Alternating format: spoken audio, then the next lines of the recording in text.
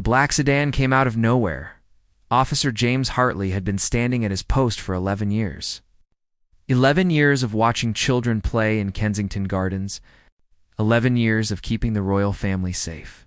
But nothing had prepared him for this moment. It was a Tuesday morning in late spring.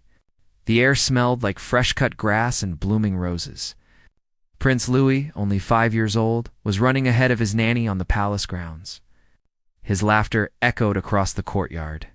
His small shoes made soft sounds on the gravel path. James watched the boy with gentle eyes. Louis had stopped to look at a butterfly. The sun caught his blonde hair. Everything felt peaceful. Everything felt safe. Then the engine roared.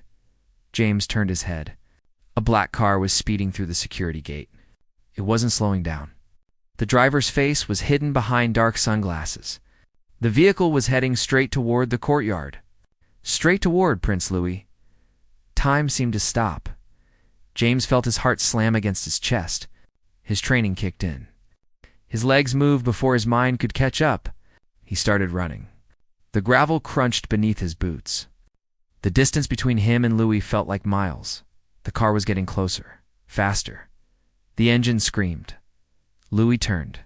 His small face showed confusion. He didn't understand the danger. He couldn't see what was coming. The butterfly flew away. The boy stood frozen. If you want to know what happens next, make sure to subscribe and turn on notifications. Stories like this need to be heard. James threw his body forward. His arms stretched out. The world became a blur of motion and sound. The car was only meters away now. The metal gleamed in the sunlight. James could see the driver's hands gripping the steering wheel. Cold, determined. The nanny screamed. "James!" reached Louis, just as the car's shadow covered them both. He grabbed the small body and dove to the side. They hit the grass hard. James wrapped himself around the prince, protecting him with his own body. The car's tires screeched. The smell of burning rubber filled the air. The vehicle missed them by inches. James felt the heat from the engine. He felt the rush of air as the car passed. His heart was beating so fast he thought it might explode. Beneath him, Louis was trembling. The boy's small hands clutched James's uniform. The car didn't stop. It kept going. It smashed through a flower bed and crashed into a stone fountain. Water erupted into the air. Glass shattered. The engine hissed and died. Security guards rushed toward the scene. Voices shouted commands. Radios crackled with urgent messages. But James didn't move yet. He stayed on the ground, holding Prince Louis, making sure the boy was breathing, making sure he was safe. Louis looked up at him with wide blue eyes. Tears streamed down his cheeks. "You saved me," the boy whispered. James nodded. His hands were shaking. "You're okay now. I promise." But deep down, James knew something was wrong. Very wrong. This wasn't an accident. The way that car moved, the way it targeted the courtyard. Someone had planned this. Someone wanted to hurt Prince Louis, and as James helped the boy to his feet, he saw something that made his blood run cold. Through the shattered windshield of the crashed car, the driver was gone. The investigation began within minutes. Scotland Yard arrived. Men in dark suits walked through the courtyard. They took photographs. They measured tire marks. They asked questions that nobody could answer. James sat in a security office. His uniform was dirty from the grass. His hands had finally stopped shaking, but his mind wouldn't rest. He kept replaying the moment. The sound of the engine, the driver's face hidden behind those sunglasses. The way the car had aimed directly at Louis.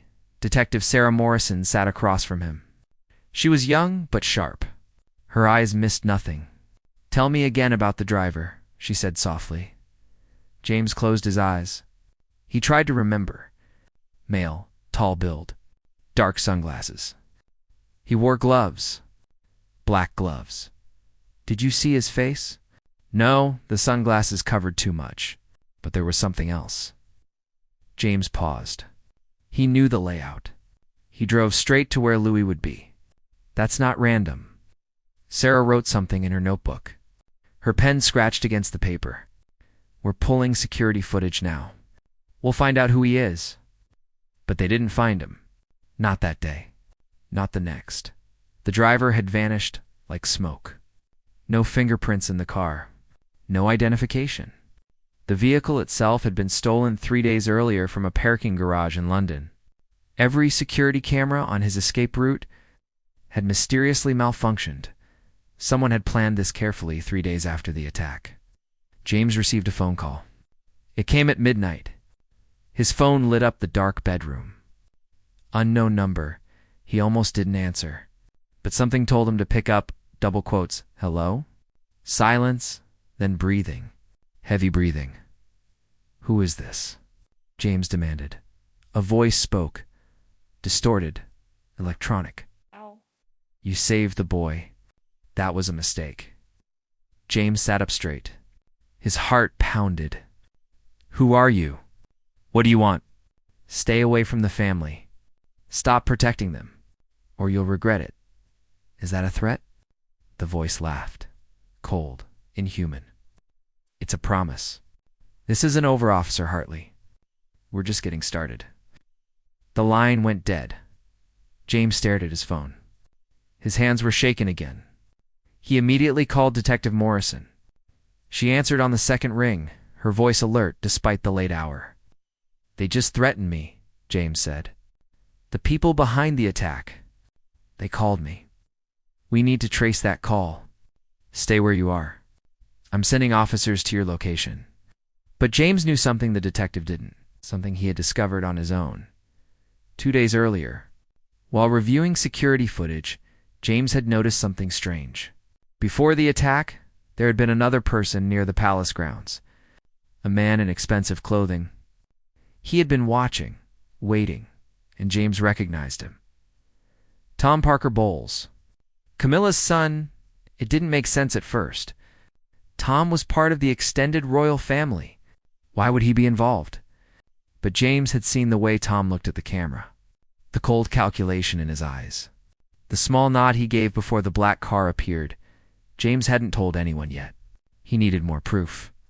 He needed to be certain, because accusing someone that close to the royal family would destroy his career. It might even destroy his life. But if Tom was involved in trying to hurt Prince Louis, James couldn't stay silent. The next morning, James went to Kensington Palace. He requested a meeting with Prince William. The request was unusual. Security officers didn't normally meet with royals directly. But given what James had done, given that he had saved Louis, the meeting was granted. William entered the room with quiet dignity. His face showed strain. The attack on his son had shaken him deeply. Officer Hartley, he said, extending his hand, I owe you everything. You saved my son's life. How much? James shook his hand. Your Highness, there's something you need to know. Something about the attack. William's expression changed, became guarded. What is it? James took a deep breath. This was the moment that would change everything. I believe someone inside the family is involved. The room fell silent. William stared at him.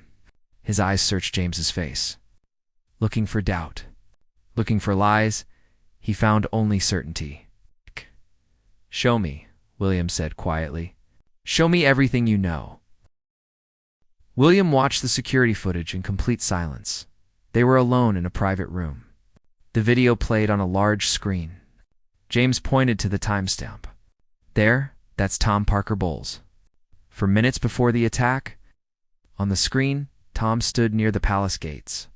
He wore a long coat, despite the warm weather. His phone was pressed to his ear. He looked toward the courtyard. Then he nodded. Once, twice, and walked away. 3 minutes later, the black car appeared. William's face had gone pale. His jaw clenched. This proves he was there. It doesn't prove he was involved. There's more, James said. He pulled up another video. This is from the parking garage, where the car was stolen. Watch. The footage showed the same car. A figure in dark clothing approached it. The person moved with confidence. They knew exactly which car to take. They opened it without breaking the window. They had a key. James zoomed in on the figure's hand. A distinctive ring caught the light. gold with a red stone. "Tom, where's that ring?" James said quietly. "I've seen it." William stood up. He walked to the window. His hands were clasped behind his back. For a long moment, he said nothing. Outside, the palace grounds looked peaceful, innocent. But both men knew the truth now. Danger lived inside these walls. Why would he do this? William finally asked. His voice was strained. Tom has everything. Position. Wealth. Why would he hurt Louis? James had thought about this. He had spent sleepless nights piecing together the puzzle. Succession, he said. If something happened to your children, the line of succession changes. It opens doors that are currently closed. William turned. His eyes were hard now, angry. You're saying Tom wants to move his family closer to the throne? I'm saying someone does. And Tom is connected to it. William pulled out his phone. His fingers moved quickly across the screen. I'm calling the head of security. We need to investigate this properly, quietly. If Tom is guilty, we need evidence that will hold up. But before he could make the call, the door burst open. Camila stood in the doorway. Her face was flushed. Her eyes were bright with anger. What is going on here? I was just told my son is being accused of attempted murder. William lowered his phone. Camila, this is a private matter. Private. Her voice rose. You're investigating my son? My family? Based on what? The paranoid theories of a security guard? James felt his stomach tighten. Someone had warned her. Someone had told her about the meeting, but who? Only 3 people knew about this conversation. Camila stepped into the room. She closed the door behind her. Her hands trembled, but her voice remained strong. Tom would never hurt Louis. He loves that boy. This is absurd. Then explain why he was at the palace minutes before the attack, William said calmly. Explain the ring. Explain the phone call. Camilla's face changed. The anger faded. Something else took its place. Fear. What ring? What are you talking about? William showed her the footage. Camila watched. Her hand moved to her mouth. She watched her son on the screen. Watched him nod. Watched him walk away. Oh, she whispered. No, this can't be real. I'm sorry, William said. His voice was gentler now. But we need answers. Camila sank into a chair. She suddenly looked older, tired. Tom has been different lately. Distant. He's been meeting people I don't know. Taking calls at strange hours. I thought it was business. I thought... She trailed off. James leaned forward. Where is Tom now? Camila looked up at him. Tears filled her eyes. I don't know. He left yesterday. He said he had to go abroad for work.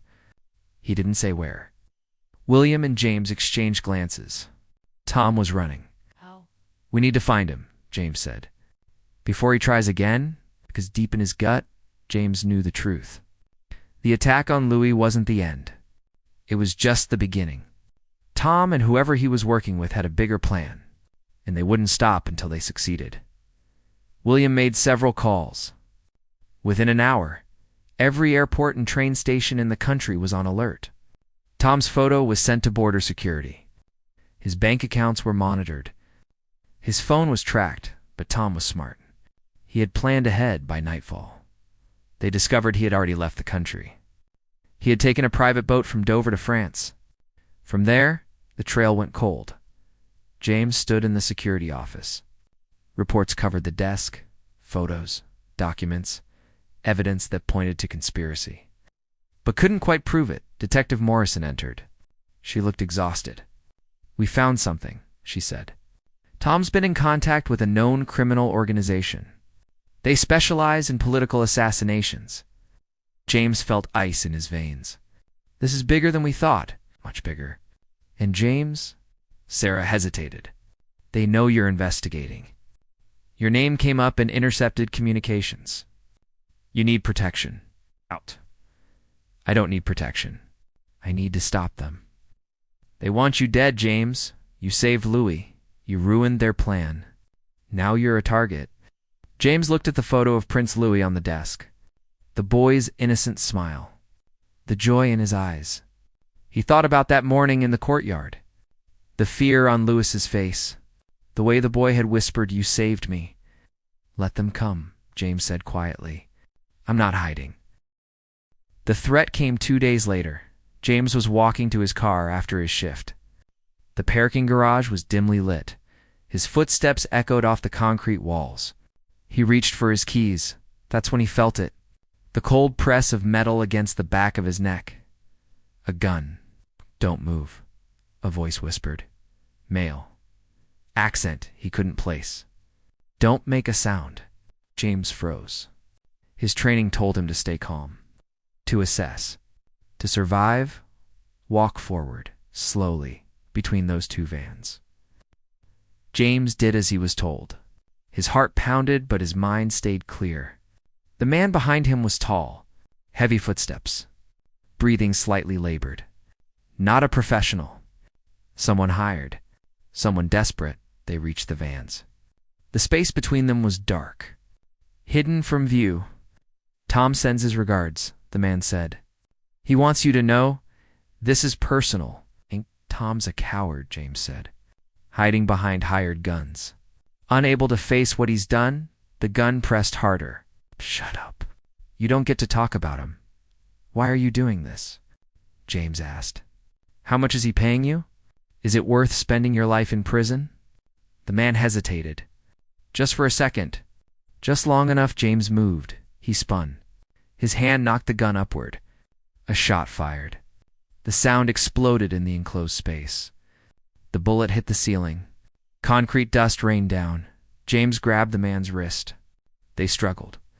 The man was bigger, but James had training. He twisted the arm.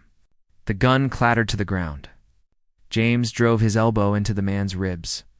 Once, twice. The man gasped. Security alarms blared. The gunshot had triggered sensors. Footsteps pounded toward them. Voices shouted. The attacker shoved James backward. He ran. His shoes squealed on the concrete. He disappeared around a corner. James leaned against the van. His chest heaved. His hands shook from adrenaline. Other officers arrived seconds later. They surrounded him, asked if he was hurt, called for backup, but James's mind was elsewhere. Tom had sent someone to kill him. The threat was real. The danger was escalating. This wasn't just about Prince Louis anymore. It was about silencing everyone who knew the truth. That night, James couldn't sleep. He sat in his apartment. Every sound made him jump. Every shadow seemed threatening. He had been through dangerous situations before, but this felt different. This felt personal. His phone buzzed. A text message. Unknown number. "You got lucky tonight. Next time you won't." James stared at the screen. His jaw tightened. He was tired of being afraid, tired of waiting for the next attack. He needed to go on offense. The next morning, James met with William again. This time, Detective Morrison was there too. So was the head of Palace Security. The room felt tense. "They tried to kill me last night," James said. He showed them the security footage from the parking garage, showed them the text message. William's face was grave. "This has gone too far. We need to bring Tom in. Force him to answer for this." "We don't know where he is," Morrison reminded them. "And he has resources. Money. Connections. He can hide forever if he wants to." "Then we draw him out," James said. Everyone looked at him. "We make him come to us." "How?" William asked. James leaned forward. "We announce that I'm testifying. We leak information that I have evidence linking Tom directly to the attack. Evidence that will put him in prison for life. We make it public enough that he hears about it." Morrison shook her head. "That makes you an even bigger target. But if Tom thinks I'm about to destroy him, he'll panic. He'll make mistakes. He'll have to act." William studied James carefully. "You're suggesting we use you as bait?" "I'm suggesting we end this. Before someone else gets hurt. Before Tom tries to hurt Louis again." The room fell silent. Everyone understood what James was proposing. It was dangerous, possibly suicidal, but it might be their only chance. "I'll do it," William said finally. But on one condition, we surround you with protection. Plainclothes officers. The best we have. You won't be alone for a second. James nodded. Agreed. The plan was set in motion. That afternoon, news outlets reported that a key witness in the attempted attack on Prince Louis would be testifying next week. The witness officer, James Hartley, claimed to have evidence of a conspiracy within the royal family itself. The story exploded. Media descended on the palace. Speculation ran wild. Social media erupted with theories. And somewhere in Europe, Tom Parker Bowles saw the news. James knew he would. Tom couldn't resist. His ego wouldn't allow it.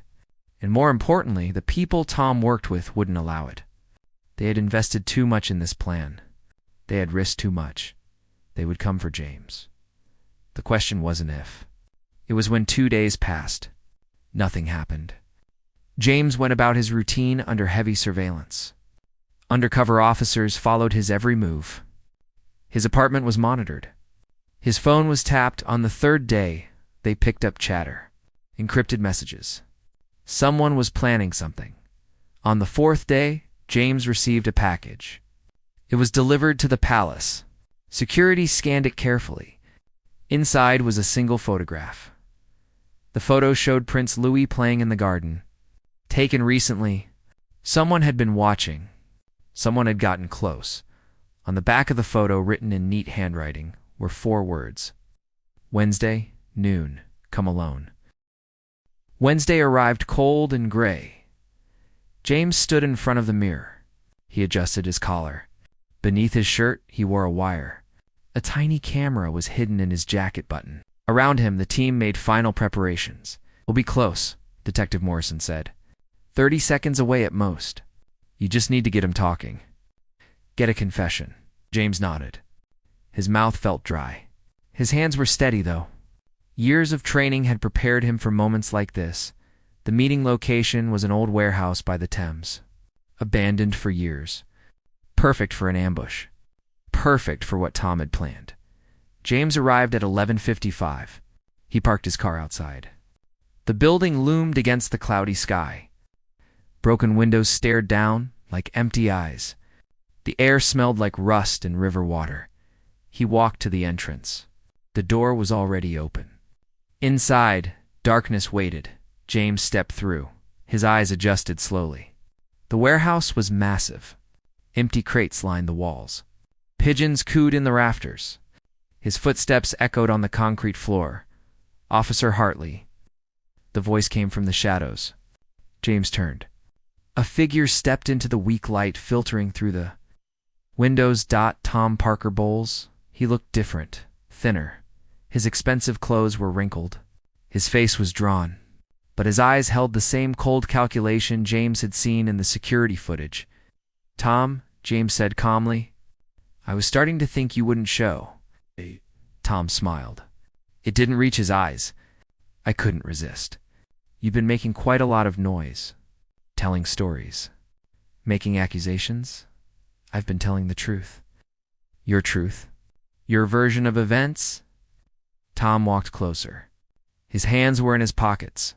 Did you really think you could threaten my family? Threaten me? I didn't threaten anyone. I saved a child's life. Your conspiracy tried to take it. Tom's smile faded. That boy doesn't deserve the throne. None of William's children do. They're weak. Soft. The crown needs strength. And you think you can provide that? James kept his voice steady. Kept Tom talking. The wire was recording everything. Through murder? Through attacking children? Through necessary action? Tom's voice rose. The monarchy is dying, Hartley. It needs fresh blood. New direction? My family should have had the throne from the beginning. Camila should have been queen decades ago. So you decided to create your own path? By eliminating the heirs? Tom stopped walking. He was only a few meters away now. William's children stand in the way. Remove them, and the line of succession shifts. It opens possibilities. Possibilities for you to grab power. Possibilities for England to have real leadership again. James felt disgust rise in his throat. You're talking about murdering children? Lewis is 5 years old. Sacrifices must be made for the greater good. Tom pulled his hand from his pocket. He held a gun. Small, silver, deadly. Which brings us to you. His heart raced, but he kept his expression calm. Killing me won't stop this. The evidence is already documented. William knows everything, maybe, but without you to testify, it becomes circumstantial. Questionable. My lawyers can handle it. Pointed it at James's chest. You should have stayed out of this. You should have let the car hit him. I saved an innocent child. I'd do it again. I know you would. That's why you have to die. Tom's finger tightened on the trigger. Everything happened at once. The warehouse doors exploded inward. Armed officers stormed in. Voices shouted commands. Red laser sights danced across Tom's chest. Drop the weapon. Drop it now, Tom spun. His face showed shock. Then rage. He had been set up. He had walked into a trap. He turned the gun back toward James. His hand trembled. You wore a wire. You recorded me. Every word, James said quietly. It's over, Tom. For a moment, Tom stood frozen. The gun wavered.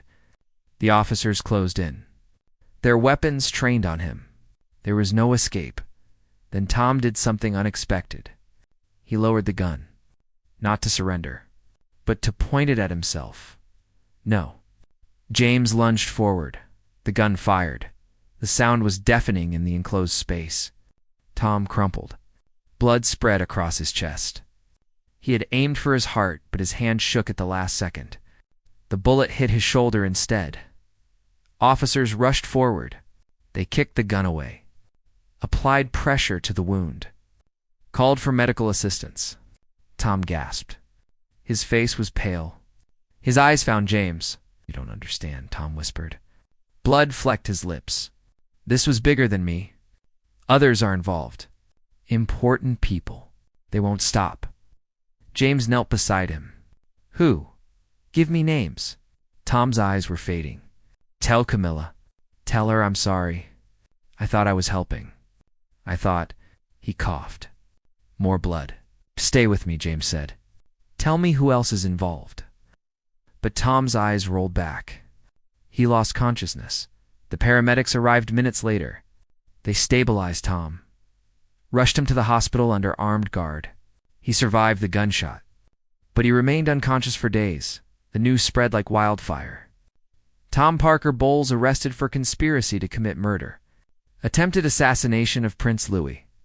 The palace released a statement. Shock and grief and promises of justice. James gave his testimony. The recordings were entered as evidence. The case was airtight, but Tom's words haunted James. Others are involved. Important people. Who else was part of this conspiracy? How deep did it go? The investigation continued. Detectives followed money trails, examined phone records, questioned associates, and slowly the truth began to emerge. Tom woke up 1 week later. He was handcuffed to a hospital bed. Police officers stood guard outside his room. His shoulder was bandaged. His face was hollow. When he saw James and Detective Morrison enter, something broke in his expression. I'll tell you everything, he said. His voice was weak. But I want immunity. Protection. Morrison sat down. That depends on what you tell us. And how useful it is. Tom closed his eyes. When he spoke, his words came slowly, painfully. I was approached 6 months ago. A man named Viktor Kozlov. Russian businessman. He had a proposition. James leaned forward. What kind of proposition? He represented a group. Wealthy individuals, oligarchs, foreign powers. They wanted influence over the British monarchy. They wanted someone they could control in line for the throne. And they chose you. Tom nodded. They promised me everything. Money, power, a clear path to succession. All I had to do was remove the obstacles. William's children, Morrison said flatly. Yes, Tom's voice cracked. I know how it sounds. I know what I've become. But they were very convincing. They showed me documents. Evidence of corruption in the current royal family. They made it sound like I was saving England. James felt anger rise in his chest. You believed that killing children would save England? I was weak, greedy. I wanted the power they promised. I wanted to matter. Tears rolled down Tom's face. The first attempt was supposed to be clean. Quick. The car would hit Louis. It would look like an accident. No one would suspect anything, but I stopped it. You stopped it. And everything fell apart. Victor was furious. He said I had to fix it. He sent people after you. Threatened my family if I didn't succeed. Morrison wrote rapidly in her notebook. Where is Victor Kozlov now? I don't know. He contacts me through encrypted channels. Changes locations constantly. He has people everywhere. Government officials. Business leaders. Even inside the palace? James's blood ran cold. Inside the palace? Who? Tom hesitated. I don't know names. Victor kept everything compartmentalized, but he mentioned a source close to the family. Someone who provided information, schedules, security details. This changed everything. The conspiracy wasn't just external. It had roots inside the royal household itself. The investigation exploded. Every staff member was questioned. Background checks were run. Phone records examined. It took 2 weeks of intensive work, and then they found her. Eleanor Bennett, a palace secretary. She had worked there for 8 years, trusted, respected, invisible. When they searched her apartment, they found encrypted phones, bank statements showing large deposits from offshore accounts, and photographs. Dozens of photographs of the royal children, Eleanor confessed quickly. She had been recruited by Victor's organization 3 years ago. She provided them with information. Access codes, schedules, she had enabled the attack on Louis by telling them exactly when and where he would be. She claimed she didn't know they planned to hurt anyone. She thought it was just corporate espionage, but the evidence suggested otherwise. Victor Kozlov was eventually tracked down. International authorities caught him trying to board a private plane in Switzerland. His arrest made headlines around the world. The conspiracy he represented ran deep, involving politicians, businessmen, and criminals across multiple countries. The trial lasted months. Tom Parker Bowles pleaded guilty to conspiracy to commit murder. He received a 20-year sentence. Eleanor Bennett got 15 years. Victor Kozlov faced life in prison. But the damage was done. The royal family would never be the same. Trust had been shattered. Security was completely overhauled. Camila, devastated by her son's betrayal, stepped back from public duties. Through it all, James Hartley remained humble. He refused interviews, declined offers to write books about the experience. He simply returned to his post, protecting the royal family. Doing his job, 1 month after the trial ended, James received an invitation. A private ceremony at Buckingham Palace. He arrived wearing his dress uniform, his medals polished. Inside the Grand Hall, the royal family waited. William, Catherine, and Prince Louis. Louis had grown since that terrible day. He was taller now, more confident. But when he saw James, his face lit up with recognition and joy. William stepped forward. Officer James Hartley, your bravery saved my son's life. Your dedication exposed a conspiracy that threatened the very heart of this nation. On behalf of the Crown and my family, I present you with the Royal Victorian Medal for exceptional service. The medal was placed around James's neck. The room applauded, but James barely heard it. He was looking at Prince Louis. The boy was smiling, safe, alive. After the ceremony, Louis approached James. He held out a small piece of paper. I drew this for you, he said shyly. James took it. The drawing showed 2 figures, one tall, one small. They were standing together.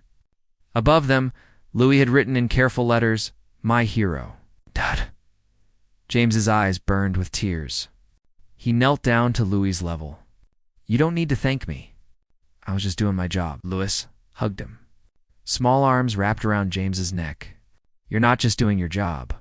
You're my friend." James hugged him back. In that moment, everything made sense. Every risk, every danger, every sleepless night. It had all been worth it, because this child was alive. This innocent boy who loved butterflies and drawing pictures, who laughed freely and trusted completely. He was safe, and James would make sure he stayed that way. As he left the palace that evening, James looked back at the building. The lights glowed warm against the darkening sky. Inside those walls, a family continued their lives. Scarred, but stronger. More aware of the dangers that lurked in shadows, James walked to his car. Tomorrow, he would return to his post. Stand guard. Watch over the children. Protect them from whatever threats might come, because that's what he did. That's who he was. A guardian. A protector. A hero who would always throw himself between danger and the innocent. And somewhere in the evening air, if you listened carefully, you could almost hear it. The sound of a small boy's laughter. Free, joyful, alive. The sound of hope.